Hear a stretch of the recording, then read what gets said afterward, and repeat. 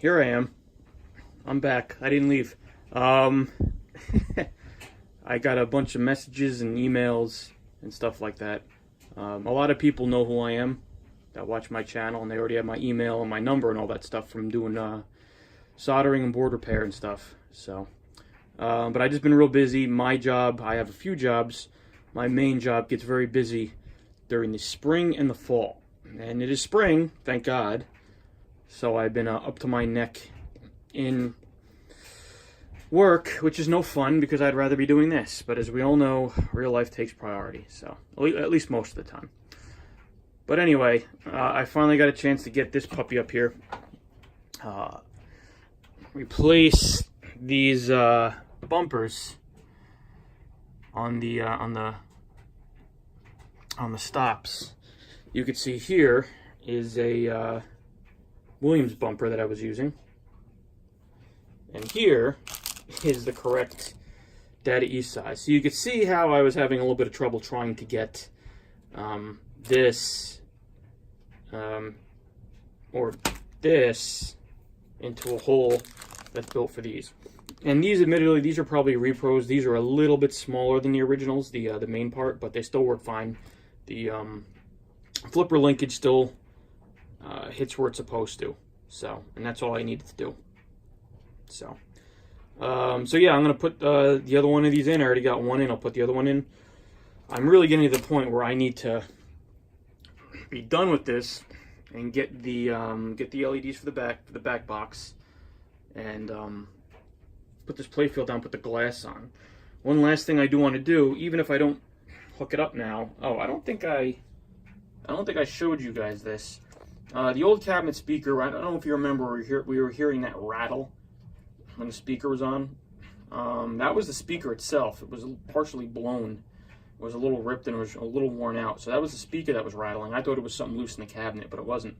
So I found an old thread on the pin side where Ken Layton, who's one of the guys, was a tech, knows his stuff, he's been around for a while, suggested that you purchase one of these. I know it's upside down. An MCM, it's a full range speaker, it fits right in. It's an 8-inch for these games. Some games had 6-inch, some games had 8-inch. You know what, I'll give you the, go down here, there's the part number and everything, all right? It doesn't give as much bass as the original subwoofer, believe it or not, because it's not really a subwoofer, it's a full range speaker. But that's okay with me. It sounds really good. It sounds much clearer than the old one did. And the reason I don't care so much is because we are going to hook this up to a sub. All my pinball machines get hooked up to subwoofers. If you haven't done this, you should. Subwoofers, in my opinion, make all the difference in the world as far as the sound. I can't play these games anymore without subwoofers. Maybe that sounds a little spoiled, but it's true. So yeah, I would highly recommend, if you can, to do it. I think it's better than putting Pinball Pro speakers in a machine. Some may disagree, whatever, fine, teach their own, but it's very easy to do. And I'll actually, when I do it to this machine, I'll show you. I have it done to the Whirlwind, and I have it done to these two. You could use one sub. You know, if you want to get fancy, you put a sub per machine. That can get expensive. You use one sub, or one sub per 2 machines. You put them in both the outputs, or inputs, I should say. I've had people playing both machines at one time with this sub, and it sounds fine. Normally, there's only one person playing at any one time, so it really doesn't matter. But I'm going to take the sub out of Whirlwind, and I'm going to stick it under here, because Whirlwind doesn't get as much play these days. This does. So I will go over with you how to wire it. It's actually very, very simple. If you can do any of this stuff under here, you can wire a sub to a pinball machine. And I'll show you. One of the things I like about this speaker that the old speaker didn't have is it has extra tabs for another set of speakers. Those are, what, 1/4 inch? 1/8 inch? I don't know. They're smaller. The bigger ones are on the sides. The smaller ones come out to the back. So I'm going to use those. We're going to run a speaker wire out the back of the cabinet to under the cabinet to one of the vents, through one of the vents, and we're going to hook it up to our sub. So after I do that and I put this last bumper on, there shouldn't be any reason that I can't put the glass back on and stick this, push this back against the wall and call it done. Unless another problem rears its ugly head, but it's been, knock on wood, it's been solid. So we'll see if our luck holds out. So let me put this bumper in, and I'll come back and I'll show you exactly how to wire this stuff up. Okay, so I figured I didn't have to show you me stripping wire and crimping connectors, because you've probably done that before. But if you haven't, this is run-of-the-mill speaker wire. I mean, this, I have a big spool of it. Oh, big spool of it from Amazon. It's nothing special. You don't need monster cable. You don't need gold cable. If you want to use it, be my guest, but this is just regular old run-of-the-mill copper speaker wire. These are 2 1/4-inch connectors for the correct size wire. All right, I think this is like 16 or 14 gauge, whatever it is. And basically all you do is you crimp. There we go. Is you crimp your little spade connectors on there. All right, these are 1/4-inch spade connectors, and good crimp. Slide them right on. So they're on there nice. There you go. Now, the couple things to remember. Number one, there's a positive and a negative. On this speaker, you can see this side's the positive, this side's the negative. On this speaker wire, usually all speaker wire, there's some demarcation. Sometimes the jacket of the wire will be red or black. On this, there's a little white stripe on one side. So I just use the white stripe as the positive. That's the way I remember it. And also this cable, right, it's 2 wires in one jacket. It just splits. You could easily pull it apart with your fingers. I split it so it's just easier to run. Make sure you route the cable nicely. I kind of went around this side of the speaker.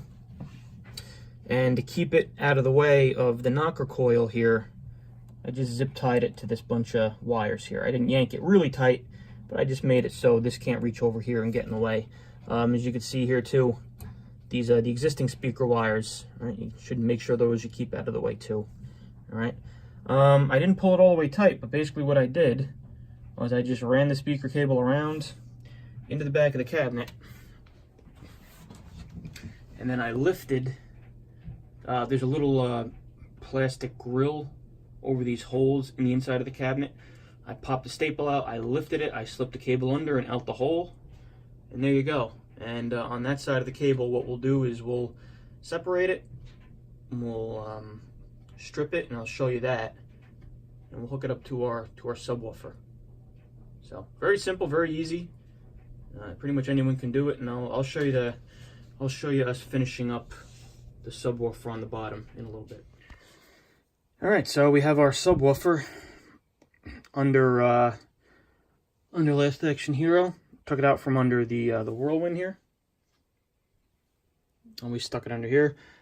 These powered subs, the PSW 10110V, these are like these are like the go-to ones as far as powered subs. If you or model, here we go, PSW 10, I guess. That's a PSW 10, 110 volts. Excuse me. Anyway, these are the ones that a lot of people say are the best. If you catch an eBay sale, you can get them for 99 bucks. Sometimes you could find them for 75 bucks. And they're a great little subwoofer for 75 bucks, or even 99 bucks if you can get it. So basically I keep them in my Amazon cart, and when they go low enough, I grab them. I have one over there. I have this one. I had 2 more that I wound up selling with a game. One of them I gave to somebody, and another one I just sold. I thought I had another one up in my attic. I'd have to check. I'm not sure. I think I sold that one or gave that one away, but I gotta check. These redwood ones I didn't buy. I got from another collector in New Jersey several years ago for next to nothing. So, but the other ones I bought that I wound up buying, I bought off Amazon. But I digress. Whatever.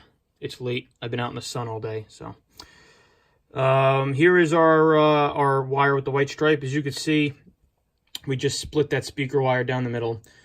We took some, stripped some wire, stripped some insulation off the ends of these wires. Man, I can't talk today. All right, and basically, the red in the red, and the black in the black. Turn it on. Right now it's off. All right, let me turn it on, obviously it'll be on. Phase, this is if you, I'm pretty sure if you mix these two up, you can just switch the phase to 180 and it'll make good on it. It'll fix it, I think. Don't quote me on that. If you're some kind of audiophile, I'm just a, random guy. And these I just tinker with until I like the way they sound, really. There's low pass and there's volume. Low pass I probably keep around here. Volume I keep around somewhere around midway. I'll adjust it as need be. I don't want it too bassy, too loud, and too rumbly, because then it just sounds distorted. So, yeah, there's not a whole lot more to say about this. You can see where the wire's coming through. And I'm going to hook this up to here. And I'll just be on the lookout for another cheap one, whether someone's selling it or on Amazon, so I can put it back for the Whirlwind, because with any luck, if I wind up getting an Indiana Jones, which I'm still on the hunt for, I'm actively working toward it. Haven't forgotten about it. It's gonna have Indiana Jones is gonna share a sub with share this sub or the one with the Whirlwind, depending on how I rearrange things down here. But anyway, that's it for now. I will be back. I will try not to leave you too much longer without a video again, because I get people asking where I went. So until next time, which hopefully won't be that long from now.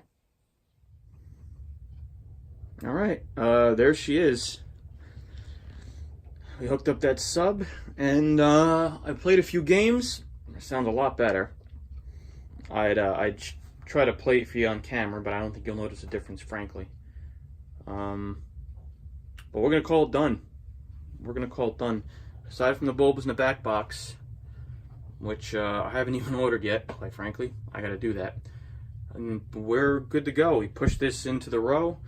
This one sticks out a little bit more than the rest because I have my my rack back there for my home network. So I push it as far back as I can. It is what it is. Really doesn't get too much in the way. That gun can be a little annoying sometimes, but it's in next to the Miss Pat Cabaret, alongside Dirty Harry and Dracula and Whirlwind. We've made my wife has made a promise that we are going to start getting rid of some of this crap in the basement. I put a lot of this stuff on kind of my side to make it easier for her to go through stuff, but that's going to go hopefully soon. So any other projects or any other stuff we get, we can bring in here and we can get them going. So that's it for now. I don't know of much else about what we have on the horizon. I seem to be have the luck, I guess, good luck, bad luck, where if I'm looking for something and I'm really getting ready to do something, it doesn't materialize. However, if I'm just kind of like, just going about my day or about my life, all of a sudden things just kind of fall in my lap, which is, I got good dumb luck like that. So I say there's nothing on the horizon now, but Lord knows I can come back tomorrow or next week and have some random machine down here. I actually, for example, I actually got tell of where a Monster Bash is, an original Monster Bash that somebody doesn't want anymore. So I've been toying with that. I don't know. I really want that Indiana Jones, but a Monster Bash would be pretty cool too, depending on what they want for it. It's not a collector. It's actually a guy I work with. I've known for a long time, and I didn't even know he had in his game room.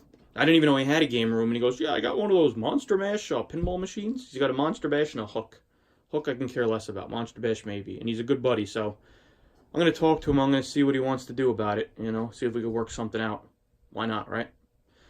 At any rate, I'll stop babbling. I did that enough in the last part. Thanks for watching, and I won't be gone for a long time, but I don't know when I'll be back next. Maybe I'll do some little technical video or something, for lack of anything better. So, we will be back.